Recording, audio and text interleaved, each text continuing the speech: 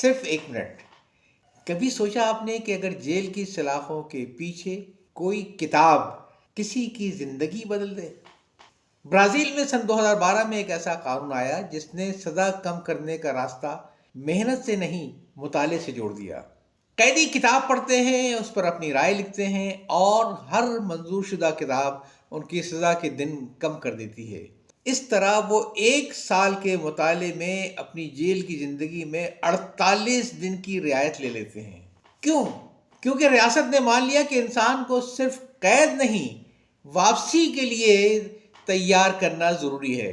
جہاں جیلیں بھری ہوں، تشدد ہو، مایوسی ہو، وہاں ایک کتاب سوچ بدلنے کا ہتھیار بن گئی.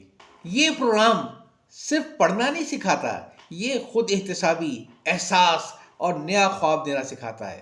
کم پڑھے لکھے قیدیوں کے لیے آڈیو بکس، ساتھیوں کی مدد، حتیٰ کہ تصویروں سے سمجھنا.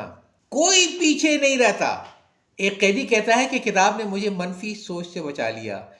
استاد کہتا ہے کہ ہم سزا کم نہیں کر رہے، زندگیاں بدل رہے ہیں.